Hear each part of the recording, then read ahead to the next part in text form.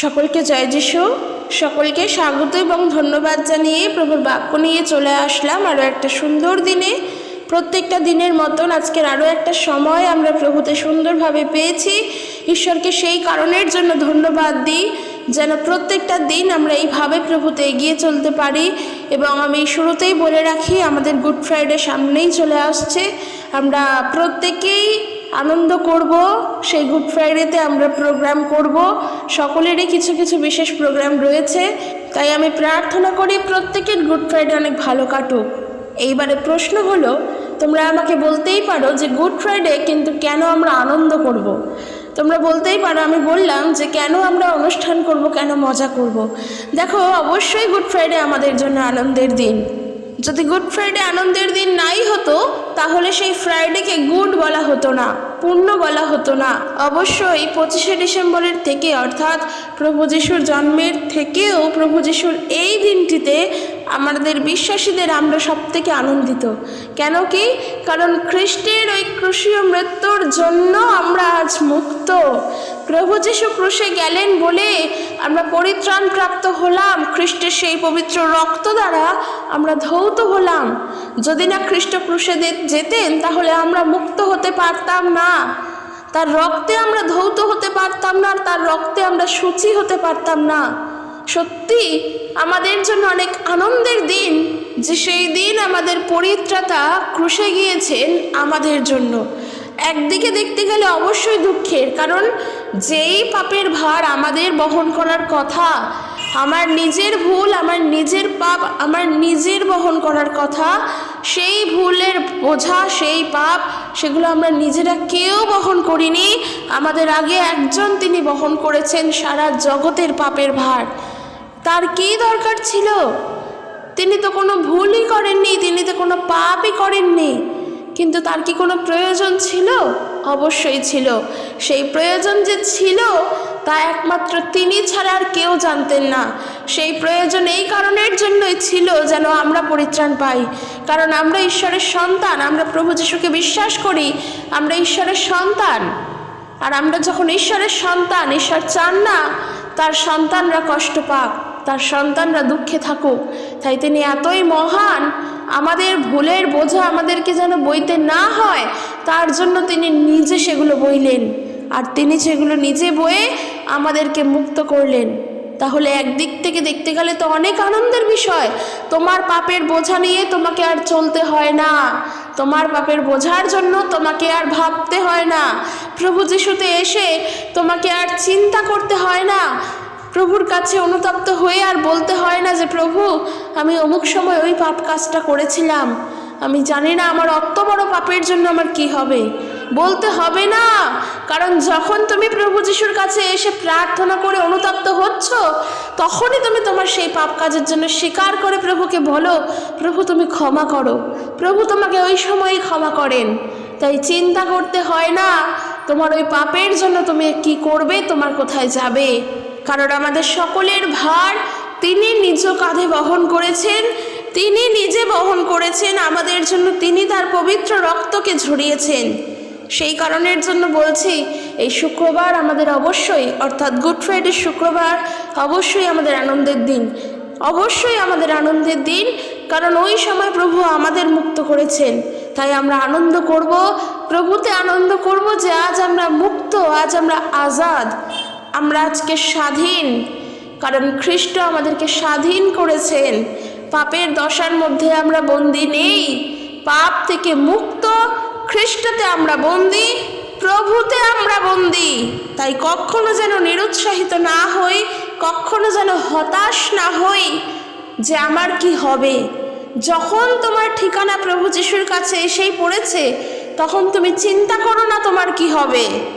তখন তোমার ভার একজন নিয়েছেন, তার উপরে ভরসা রাখো, তিনি হলেন প্রভু যীশু খ্রিস্ট। আর এই কথা শুধুমাত্র আমি যে বিশ্বাসীদের জন্য বলছি তা কিন্তু নয়, একজন অবিশ্বাসী ব্যক্তি বলো কিংবা যে প্রভু যিশুকে জানে না তার জন্য বলছি। তাই প্লিজ ভিডিওগুলো শেয়ার করে দিও, কারণ যে বিশ্বাসী সে তো সবটাই জানে। তুমি বিশ্বাস করো প্রভু যিশুকে, তুমি সব জানো, কিন্তু তোমার পরিবারের আর কেউ যদি বিশ্বাসী না হয়ে থাকে সে তো জানে না। সে তো নিশ্চয়ই চিন্তা করে তার মধ্যে থাকা কোনো ভুলের জন্য, তো সে নিশ্চয়ই ভাবে যে আমার ওই ক্ষমা আমি কি করে পাবো। সে তো নিশ্চয়ই ভাবে যে ওইখানে আমি কেন এই ভুল কাজটা করলাম। সে তো নিশ্চয়ই ভাবে যে এই ভুল জায়গার থেকে আমি বেরোবো কি করে। একবার হলেও তার মধ্যে অনুশোচনা আসে। তাই আমি তার জন্য বলতে চাই, প্রভু যিশুকে বিশ্বাস করো। প্রভু যিশু আছেন তোমাকে ধরার জন্য, তোমার ওই ভুল ক্ষমা করার জন্য। কারণ তোমার আমার সকল ভুলের ক্ষমার জন্য প্রভু ক্রুশে গিয়েছেন। তাই আমি বলতে চাই, প্রত্যেকেই গুড ফ্রাইডেতে আনন্দ করো, অবশ্যই নিজের ভুলের জন্য অনুতপ্ত থেকো। গুড ফ্রাইডেতে আমাদের জীবনে প্রত্যেকটা দিন একদমই তাই। খ্রিস্ট বিশ্বাসীদের কাছে যেমন বড়দিন প্রত্যেক দিন, ঠিক সেই রকম গুড ফ্রাইডের দিনও প্রত্যেক দিন, আবার পুনরুত্থানের দিনও প্রত্যেক দিন। বিশ্বাসীদের কাছে এই তিনটে জিনিস ছাড়া আর কিছু নেই। আমাদের পরিত্রাতার এই পৃথিবীতে আগমন, আমাদের পরিত্রাতার ক্রুশীয় মৃত্যু এবং আমাদের পরিত্রাতার পুনরুত্থান, এই তিনটি হলো সবথেকে বিশেষ এবং সবথেকে প্রধানতম জিনিস বা অনুষ্ঠান বিশ্বাসীদের জীবনে। আর আমরা বাকি যে অনুষ্ঠানে পালন করি সেটা তো ঠিক আছে, কিন্তু এই তিনটে ছাড়া একজন খ্রিস্ট বিশ্বাসীর জীবনে নেই। এই তিনটির মধ্যেই বিশ্বাসীদের জীবনও লুকিয়ে। প্রভু যিশু পৃথিবীতে আসলেন কিসের জন্য? পরিত্রাণ দেওয়ার জন্য, মানবজাতির উদ্ধারকর্তা হয়ে তিনি ক্রুশীয় মৃত্যু বরণ করলেন। সামনে গুড ফ্রাইডে আসছে, আমরা জানি। সকলের পাপের বোঝা তিনি নিজের কাঁধে নিলেন। আর সব থেকে আনন্দের বিষয়, তিনি 3 দিন বাদে পুনরুত্থিত হলেন। তিনি আবারও বেঁচে উঠলেন, তিনি পুনরায় জীবিত হয়ে উঠলেন। মৃতগণের মধ্য থেকে তিনি জীবিত হলেন। তাই তিনি আমাদের জীবন্ত ঈশ্বর। তার কোনো মৃত্যু নেই, তার কোনো জন্ম নেই। তিনি প্রথম, তিনি শুরু, তিনি শেষ, তিনি অন্ত, তিনি আলফা, তিনি ওমেগা। তাই আমরা সেই ঈশ্বরে বিশ্বাস করি, যেই ঈশ্বর এই পৃথিবীর সৃষ্টিকর্তা, যেই ঈশ্বর আমাদের পরিত্রাণ করেছেন, যেই ঈশ্বর আমাদের জন্যই পুনরুত্থিত হয়েছেন। আর আমরা সেই ঈশ্বরকে বিশ্বাস করি, তিনি হলেন আমাদের প্রভু যীশু খ্রিস্ট। তাই প্রত্যেক বিশ্বাসীরা যে যার জায়গায় বসে শুনছো কি দাঁড়িয়ে শুনছো, যেমন পরিস্থিতিতে থেকেই শোনো না কেন, একটিবারের জন্য প্রভুকে ধন্যবাদ দাও যে প্রভু, আমি তোমাকে জানতে পেরেছি, তোমার অনুগ্রহকে আমি পেয়েছি, আর তোমার সেই অনুগ্রহের গুণে আমি পরিত্রাণ পেয়েছি। প্রভুকে একবারের জন্য ধন্যবাদ দাও। যে যেমন পরিস্থিতিতে আছো সেই রকম জায়গায় থেকেই প্রভুকে ধন্যবাদ দাও। তো চলো আজকের ভিডিও শুরু করি। আজকের যে বিষয় নিয়ে আলোচনা করব, অনেক কিছু গুরুত্বপূর্ণ বিষয় বলা হলো, কিন্তু এখন যে বিষয় নিয়ে আলোচনা করব তা হলো, আমাদেরকে যা বলা হচ্ছে যেন প্রভুতে আমরা স্থির থাকতে পারি। প্রভুতে স্থির থাকবার নিবেদন। কেন কি আমরা জানি এখন যা সময়, এখন যা পরিস্থিতি, এখন যা চলছে, চারিদিকে যা চলছে বিশ্বাসীদের ওপরে, ঠিক এই সময় এসে প্রভুতে স্থির থাকা ভীষণই গুরুত্বপূর্ণ। কারণ বিশ্বাসীদের ওপরে যা অত্যাচার চলছে, নির্যাতন চলছে, এই সময় এসে যদি আমরা নতুনভাবে খ্রিস্টকে জানি, বা নূতনভাবে প্রভু যিশুতে দীক্ষা গ্রহণ করি, বা নূতনভাবে প্রভু যিশুকে গ্রহণ করি, তাহলে সত্যি ঈশ্বরেতে অনেক আনন্দ, ঈশ্বরেতে অনেক খুশির খবর। এতে ঈশ্বর আনন্দিত হন, এতে ঈশ্বরের সন্তানেরা আনন্দিত হন, এতে স্বর্গরাজ্যে আনন্দ হয়। সত্যি প্রভুকে অনেক ধন্যবাদ দিই। তবে একটা বিষয় কি, চারিদিকে যত বিশ্বাসীদেরই মৃত্যু হোক না কেন প্রভু যিশুর জন্য, যত বিশ্বাসীদেরই খারাপ পরিস্থিতি হোক না কেন যিশুর জন্য যদি একজন মরে, প্রভু যিশুর জন্য 10 জন উঠবে। তাই আমাদের চিন্তিত হওয়ার কারণ নেই যে আমরা যদি মনে করি যে একজন বিশ্বাসী বা একজন খ্রিস্টান ব্যক্তি, একজন ধার্মিক ব্যক্তি, একজন ন্যায়বান ব্যক্তি তিনি আমাদের সঙ্গে নেই। সমস্যা নেই, একজন গিয়েছে তো কি হয়েছে, সেখান থেকে আরো 10 জনের উৎপন্ন হবে। এ কথা আমি না, ঈশ্বরের বাক্যই বলছে। যোহন লিখিত সুসমাচার তার 12 অধ্যায় 23 পদ 24 পদ যদি পড়ি, সেখানে দেখব, সেখানে ঈশ্বরের বাক্য বলছে, যিশু তখন তাদের বললেন, মানব পুত্রের মহিমান্বিত হওয়ার সময় হয়েছে। আমি তোমাদের সত্যি বলছি, গমের একটি দানা যদি মাটিতে পড়ে মরে না যায়, তবে তা একটি দানাই থেকে যায়, কিন্তু তা যদি মাটিতে পড়ে এবং মরে তবে তার থেকে আরো অনেক দানা উৎপন্ন হয়। তাই চিন্তিত হব না, নিরুৎসাহিত হব না, বরং আনন্দ করব, কারণ যে প্রভুর জন্য জীবন দেয় সে প্রভুতে শহীদ হয়, আর তার আনন্দ অনেক বেশি। অনন্ত জীবনে আনন্দ তার অনেক বেশি, কারণ তার জীবন প্রভুর জন্য ছিল, তার মৃত্যুও প্রভুরই জন্য হয়েছে। সে প্রভুতেই জীবিত ছিল, সে প্রভুরই জন্য মরেছে, তাই তার আনন্দ অনেক বেশি।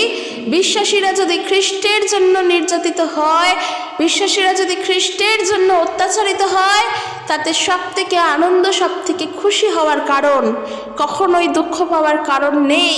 কারণ প্রভু যিশুর কথা চিন্তা করো, তিনিও তো আমাদেরই জন্য মৃত্যুবরণ করেছেন, তিনিও তো আজ আমাদের জন্য এই কষ্ট ভোগ করেছিলেন বলেই আমরা এই গুড ফ্রাইডেতে আনন্দ করি, তাই না? তাই যিশুর জন্য যদি কেউ মরে, যিশুর জন্য যদি কেউ অত্যাচারিত হয়, তাতে আনন্দ করার বিষয়, কখনো দুঃখের কারণ নয় তা। কিন্তু আমরা তো সাধারণ মানুষ, আমাদের দুঃখ হয়, আমাদের কষ্ট হয়, কিন্তু আমি আবারও বলতে চাই, এই দুঃখ কষ্টের জেরে যেন আমরা আবার প্রভুর থেকে হারিয়ে না যাই, কারণ এটা একটা বড় গুরুত্বপূর্ণ বিষয়। আর আজ আমি সেইটা নিয়েই বলতে চাই, প্রভুতে স্থির থাকো, কারণ মন্দ ঘটনা ঘটেই চলেছে। দিন দিন যত সময় যাবে, যত দিন এগোবে, যত এই বছর সাল এগোবে, মন্দ ঘটনা আরও তত বেশি করে ঘটবে, দিয়াবলের কার্য আরও তত বেশি করে ঘটবে। হয়তো এখন যা হচ্ছে না, আরও 10-15 বছর বাদে গিয়ে বিশ্বাসীদের ওপরে, হয়তো আমাদের ওপরে সেই অত্যাচারও আসতে পারে। কিন্তু প্রভুর বাক্য যা শিক্ষা দিচ্ছে, প্রভুতে স্থির থাকবার নিবেদন। তাই আমি বলতে চাই, বিশেষ করে যদি এখানে ইয়ুথ বিশ্বাসীরা থাকো, তোমাদের জন্য আরও বলছি, কারণ আমাদের জেনারেশনটা, আমরা এখন ইয়ুথ, আমরা এখনও বৃদ্ধ হইনি, আমাদের ভবিষ্যৎ জীবন এখনও অনেক পড়ে আছে। প্রভু যিশুকে যখন আমরা এখন জেনেছি, তাহলে আমাদের করণীয় এখন থেকে প্রভুতে স্থির থাকা। তাহলে যখন আমাদের বৃদ্ধ হবে, কেউ আমাদেরকে টলাতে পারবে না। এই দৃঢ় বিশ্বাসের দৃঢ় প্রত্যয়ে, দৃঢ়তায় আমাদেরকে এখন থেকে স্থির থাকতে হবে। একদমই তাই, কারণ সত্যি আমাদের ভবিষ্যৎ এখনো অনেক পড়ে আছে। কিন্তু আমরা যদি এই সময়গুলোতেই প্রভুকে হালকাভাবে গ্রহণ করি, অর্থাৎ প্রভুতে চলছি ঠিক আছে, চলো না, আমি তো যিশুকে বিশ্বাস করি, আমি খ্রিস্টান, আমি বাইবেল পড়ি, যা পড়ি ওতে আমার হয়ে যায়, মণ্ডলীতে যা করি হয়ে যায়, আমি আমার মতো চলি, আমার সব আছে, আমার মোবাইল ফোন আছে, আমার ভিডিও গেম আছে, আমার সব আছে, আমি এভাবেই চলবো। একদমই না। যদি তুমি প্রভু যিশুকে জানো একজন ইয়ুথ হয়ে, তাহলে তোমার দায়িত্ব আরও বেশি করে বেড়ে যায়। নিজের জীবনকে তখন শুধুমাত্র প্রভু যিশুর জন্য রাখো। আমি তোমাকে বারণ করছি না যে ভিডিও গেম খেলো না, বারণও করবো না মোবাইল ফোন দেখো না, কারণ আমি নিজেও দেখি, কিন্তু যা প্রভুর জন্য রাখার তা প্রভুর জন্য রাখো। সম্পূর্ণভাবে প্রভুতে স্থির থাকো, প্রভুতে দৃঢ়তায় থাকো, কারণ মন্দ ঘটনা ঘটেই চলেছে, মন্দ ঘটনা ঘটবে, আরও বেশি করে ভবিষ্যতে ঘটবে। আজকের হয়তো আমরা এই জায়গায় দাঁড়িয়ে আছি এখনো ভালোভাবে, কিন্তু আজ থেকে 5 বছর, 10 বছরও অনেক বেশি, 5 বছর বাদে যাও, দেখবে আরও খারাপ পরিস্থিতিতে চলে এসেছে। তখন কি করব? প্রভু যিশুকে তো আমরা জানি, তখন যদি প্রভুতে স্থির থাকতে না পারি, সত্যি কি তা আমাদের জন্য ভালো? কারণ ঈশ্বরের বাক্য বলছে, যে কেহ শেষ পর্যন্ত স্থির থাকবে সেই রক্ষা পাইবে। আর এই শেষ পর্যন্ত স্থির থাকার মানে কি? শেষ পর্যন্ত স্থির থাকার মানে হলো, তোমার জীবনে যদি প্রভু যিশুকে জানার জন্য সব থেকে কষ্টতম, সব থেকে কঠিনতম নির্যাতনও আসে, আর সেই সময় দাঁড়িয়েও যদি তুমি খ্রিস্টকেই গ্রহণ করো, তাহলেই তুমি রক্ষা পাইবে, তাহলেই তুমি পরিত্রাণ পাইবে। হয়তো এমনও পরিস্থিতি আসতে পারে, প্রভু যিশুকে তুমি জানো, পুরো পরিবার, আমি উদাহরণস্বরূপ বলছি, পুরো পরিবার জানে না, শুধু তুমি একা খ্রিস্টকে বিশ্বাস করো, আর তোমার উপর এমনই অত্যাচার আসলো, তোমাকে এমনই বলা হলো যে তুমি যদি প্রভু যিশুকে ত্যাগ না করো, তাহলে তোমার পরিবারের উপরে অত্যাচার করা হবে। ঠিক এই মুহূর্তেও, এই পরিস্থিতিতে আমরা কি করব? অবশ্যই তো নিজের পরিবারকে রক্ষা করার জন্য হয়তো বলবো যে ঠিক আছে, আমি যিশুকে ছেড়ে দিলাম, পরে আবার আমি জানিয়ে দেব প্রভুকে, প্রভু তো জানেন আমার পরিস্থিতি, প্রভু আমাকে ক্ষমা করবেন। না, একদম না। ঠিক ঠিক এই রকম যদি দোটানা আসে, ঠিক সেই সময় বলবো আমি, প্রভুকেই গ্রহণ করো। যদিও এটা ঠিক যে আমরা যত সহজে বলি কাজটা ঠিক তত সহজে নয়, কিন্তু ঈশ্বরের বাক্য তো আমরা শিখেছি, তা তো আমরা বিশ্বাস করি, তার থেকে তো আমরা শিক্ষা পেয়েছি। আমরা এই শিক্ষাটাই পেয়েছি। হয়তো আমরা সহজেই বলে দিলাম, কারণ প্রভুর বাক্য আমরা সহজেই পড়েছি বলে জানি, কিন্তু সহজে পড়েছি বলেই সহজে বলে দিলাম এমনটা নয়। আমরা বিশ্বাস করি যে আমাদেরকে শেষ সময় পর্যন্ত প্রভুতে স্থির থাকতে হবে। সেটাই আমি বলছি। উদাহরণস্বরূপ বললাম, কখনো প্রভুকে ছাড়ার কথা, প্রভুকে ত্যাগ করার কথা চিন্তাও করো না, কারণ আমরা কিন্তু প্রভু যিশুতে এসে রক্ষা পেয়েছি। প্রভু আমাদেরকে উদ্ধার করেছেন। চিন্তা করবে কোন সময় কোন পরিস্থিতিতে থেকে প্রভু যিশুকে তুমি গ্রহণ করেছো।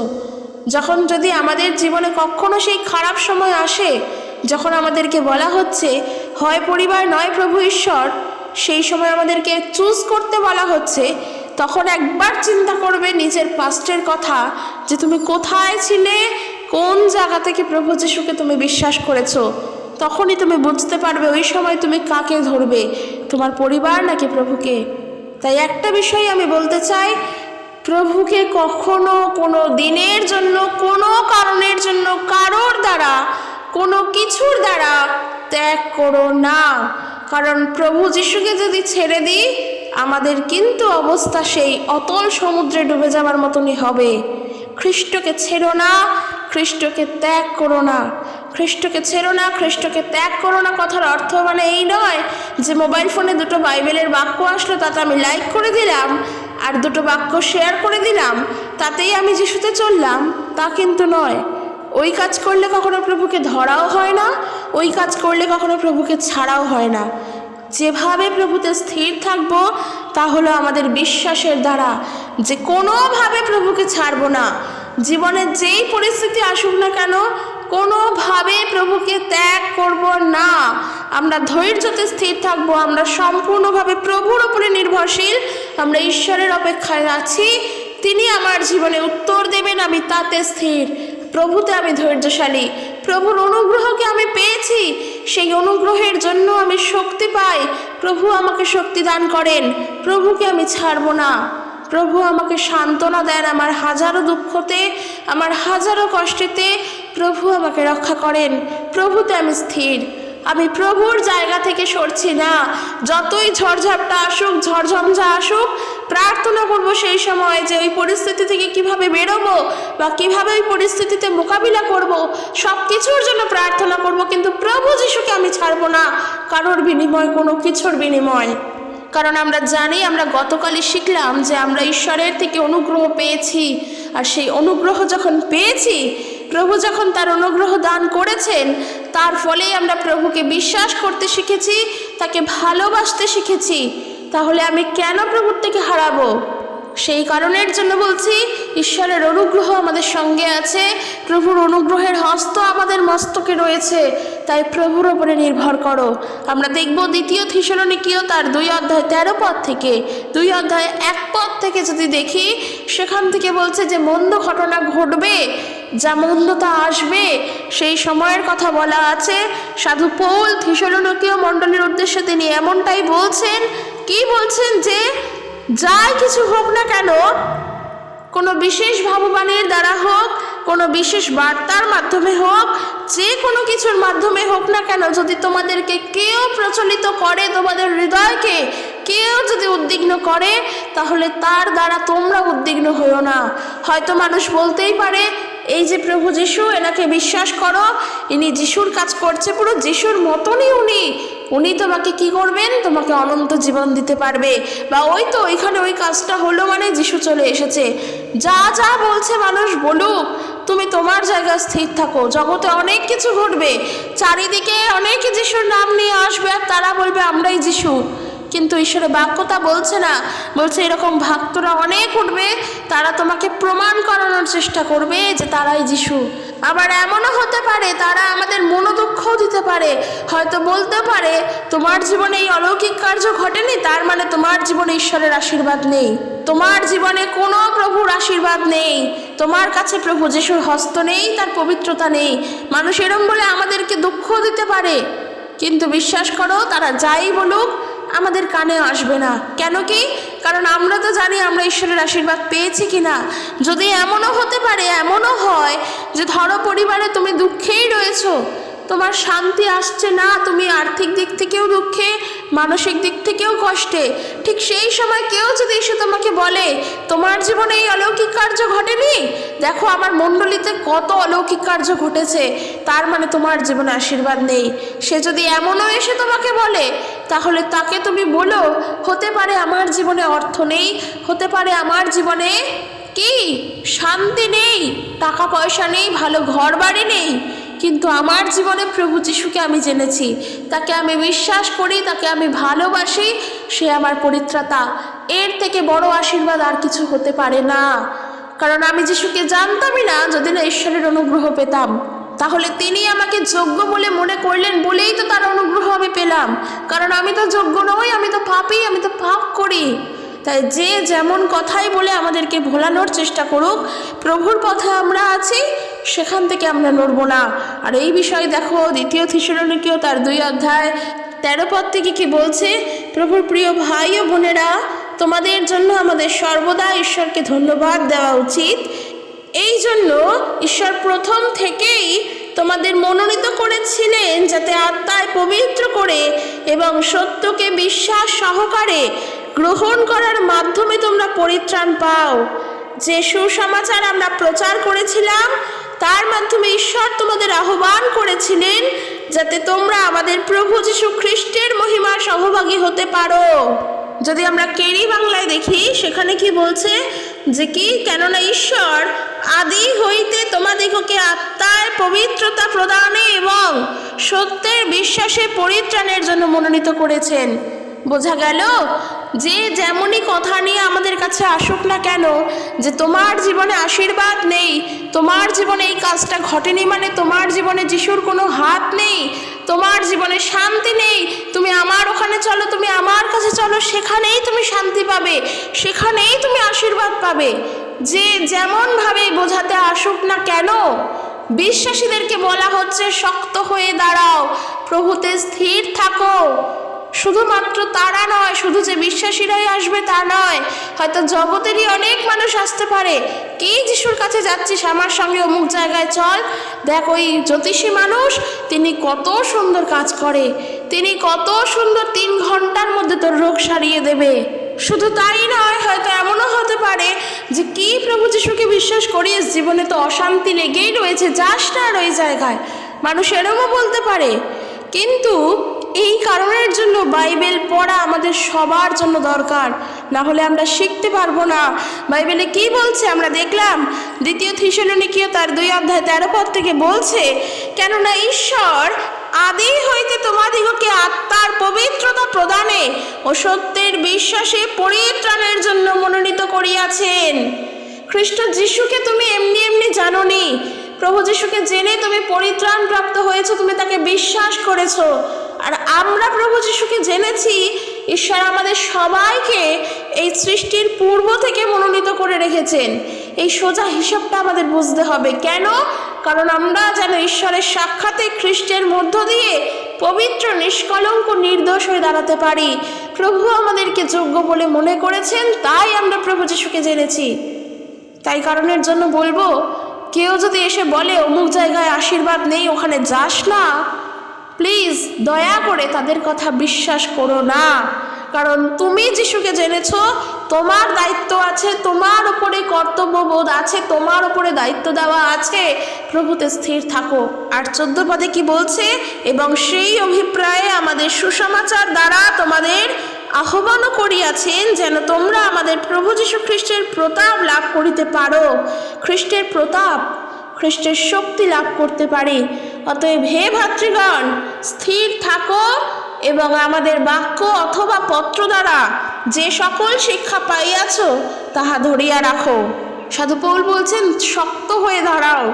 যা যা আমরা ঈশ্বরের বাক্য থেকে পাই, যা যা ঈশ্বরের পত্রগুলো যা যা পড়ি, এই সমস্ত মণ্ডলীর উদ্দেশ্যে চিঠি, পত্র, গান যা আছে, সেই সকলকে ধরে রাখো।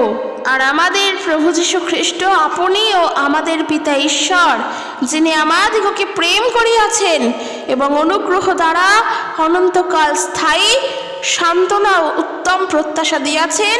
তিনি তোমাদের হৃদয়কে সান্ত্বনা দিক এবং সমস্ত উত্তম কার্যে ও বাক্যে সুস্থির করুক, এই আমরা কামনা করি, এই আমরা আশা করি। সত্যি তাই, ঈশ্বরের বাক্য থেকে যা পাই, বাইবেল থেকে যা পাই, তার প্রতি স্থির থাকো।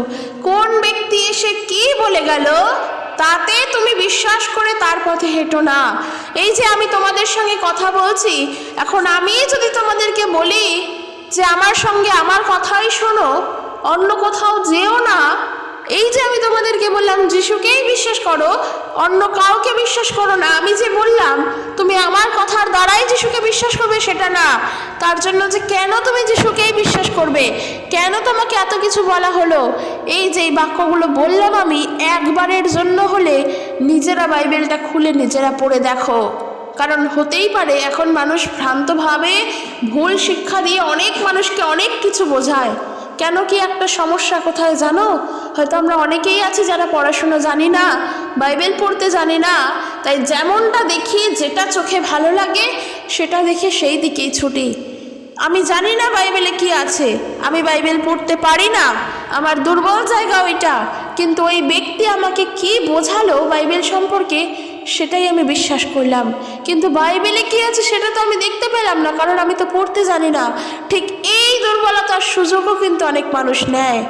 তাই আমি বলবো শুধু প্রার্থনা করো, আর তোমাকে কোনো দিকে কিচ্ছু করতে হবে না, তোমাকে বাইবেল পড়তে হবে না, তুমি শুধু বিশ্বাস করো, তুমি শুধু প্রার্থনা করো, আর তোমার এই বিশ্বাসে তুমি শক্ত হয়ে দাঁড়াও যে ঠিক আছে আমি বাইবেল পড়তে জানি না, কিন্তু আমি এইটা জানি যে প্রভু যিশু তিনি আমাকে বেছে নিয়েছেন, পরিত্রাণ করেছেন, আর এই পৃথিবী সৃষ্টির আগে থেকে তিনি আমাকে বেছে রেখেছেন। তাই তোমরা যেমনই বলো না কেন, অমুক জায়গায় গেলেই শান্তি, তার কাছে গেলেই আশীর্বাদ, তার কাছে গেলেই রোগ থেকে সুস্থ হব, আমি প্রভু যিশু থেকে কিছুই পাবো না, তোমরা যাই বলো না কেন, আমরা আমাদের জায়গা থেকে নড়বো না। তারপরে দেখোই না কে এসে তোমাদেরকে বোঝায় যে আমার মণ্ডলীতে চলো সেখানেই শান্তি আছে। কেউ পারবে না যদি নিজের জায়গায় আমরা নিজেরা স্থির থাকি। আমার ইচ্ছা নেই আমি আমার প্রভুর থেকে সরব না, তাই হাজার ডান্ডার বাড়ি খেলেও প্রভু যিশুতেই আমি দাঁড়িয়ে থাকব। ঠিক এতটাই শক্ত হয়ে দাঁড়াতে হবে, খ্রিস্টের জন্য এতটাই নিজের পায়ের তলার মাটিকে শক্ত করতে হবে। এই পায়ের তলার মাটি শক্ত করা মানে বিশ্বাসকে স্থির করা, বিশ্বাসের দৃঢ়তা হওয়া। কারণ ওই জায়গায় যদি নড়বড় হয়ে যায়, তোমার পায়ের তলার মাটি যদি সরে যায়, থরি তুমি দাঁড়াতে পারবে? তুমি তো ধপ করে তখন নিচে পাতালে প্রবেশ করবে, তখনই আমরা গভীরে চলে যাব।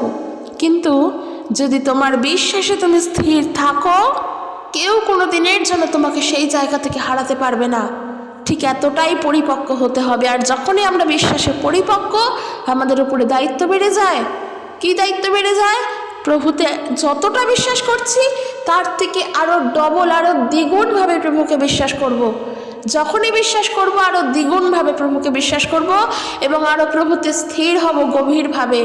আমাদের শিকড় অনেকটা মাটির নিচে যাবে, একদম যেখান থেকে মাটির উৎপত্তি, একদম মূল জায়গায় গিয়ে যেন আমাদের শিকড় যায়। সহজে সেখান থেকে কেউ টেনে তুলতে পারবে না।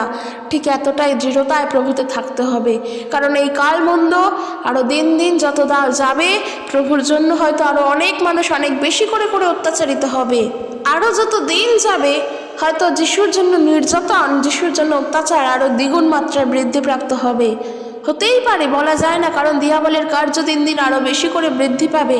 তুমি একা প্রভু যিশুকে জানো, তোমার পরিবার থেকে দেখা গেল এমন একটা সময় আসলো যখন তোমার পরিবারই তোমার বিরুদ্ধে গেল, তোমার পরিবারই সম্পূর্ণরূপে তোমার বিরুদ্ধে গিয়ে দাঁড়ালো। তুমি প্রভু যিশুকে জানো বলে তোমার মাই তোমার বিরুদ্ধাচরণ করলো। বাইবেল যেমনটা বলছে, ঈশ্বরের বাক্যে যেমনটা বলা আছে, প্রভু যিশুর বাক্যে যেমনটা বলা আছে, দেখা গেল তোমার বাবা তোমার বিরুদ্ধে গিয়ে দাঁড়ালো, তোমার পরিবারের তোমার স্ত্রী তোমার বিরুদ্ধাচরণ করলো, কিংবা তোমার স্বামী তোমার বিরুদ্ধাচরণ করলো। তুমি শুধুমাত্র দোষ তোমার কি?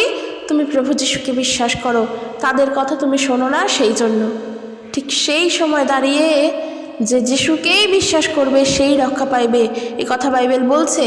মথি লিখিত সুসমাচার তার 10 অধ্যায়ে 39 পদ কি বলছে, 38 এবং 39 পদ যে বলছে কি, আর যে কেহ আপন ক্রুশ তুলিয়া লইয়া আমার পশ্চাৎ না আসে, সে আমার যোগ্য নয়। যে কেহ আপন প্রাণ রক্ষা করে সে তাহা হারাইবে, এবং যে কেহ আমার নিমিত্ত আপন প্রাণ হারায় সে তাহা রক্ষা করিবে। সোজা কথা ঈশ্বর বলে দিলেন। প্রভু যীশু বলছেন, যে কেহ নিজেকে রক্ষা করার চেষ্টা করবে সে তা হারাবে।